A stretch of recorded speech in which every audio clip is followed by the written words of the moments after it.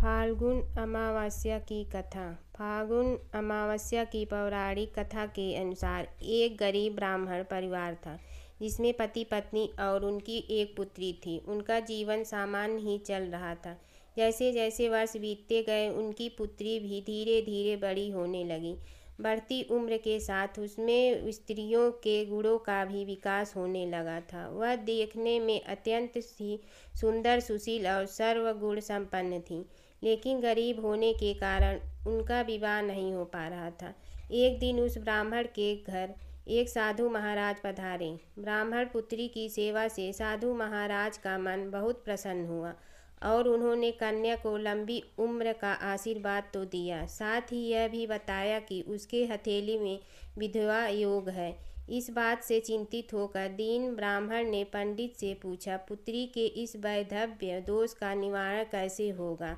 साधु महाराज ने कुछ देर विचार करने के बाद अपनी अंतर्दृष्टि से ध्यान करके बताया कि कुछ दूरी पर एक गांव में सोना नाम की धोबिन जात की एक महिला अपने बेटे और बहू के साथ रहती है, जो बहुत ही आचार विचार और संस्कार संपन्न तथा पति परायण है।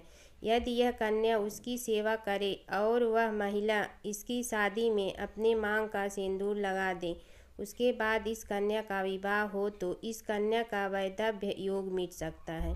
साधु ने यह भी बताया कि वह महिला कहीं आती जाती नहीं है।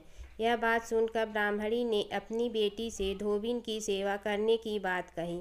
अगले दिन कन्या प्रातःकाल ही उठकर सोना धोबिन के घर जाकर साफ सफाई और अन्य सारे काम करके अपने घर वापस आ जाती।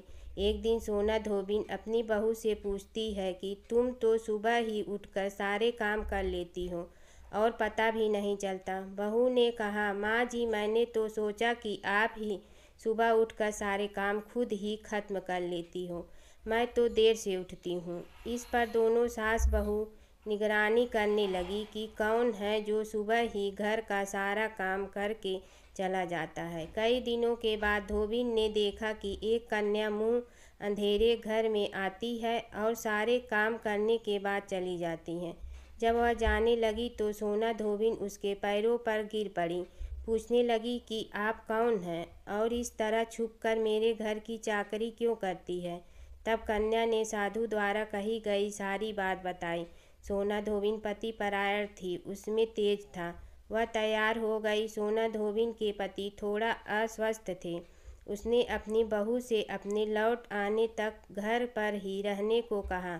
सोना धोबिन ने जैसे ही अपने मांग का सिंदूर उस कन्या की मांग में लगाया, उसका पति मर गया। उसे इस बात का पता चल गया। वह घर से निराजल ही चली थी, यह सोचकर कि रास्ते में कहीं पीपल का पेड़ मिलेगा तो उसे भंवरी देकर और उसकी परिक्रमा करके ही जल ग्रहण करेगी। उस दिन अमावस्या थी। ब्राह्मण के घर मिले हुए पकवान की जगह उसने ईंट के टुकड़ों से 108 बार भंवरी देकर 108 बार पीपल के पेड़ की परिक्रमा की और उसके बाद जल ग्रहण किया। ऐसा करते ही उसके पति के मुर्दा शरीर में वापस जान आ गई। धोबिन का पति वापस जीवित हो गया। इसलिए माना जाता है कि इस दिन व्रत आदि करने से पुण्य फल की प्राप्ति होती है।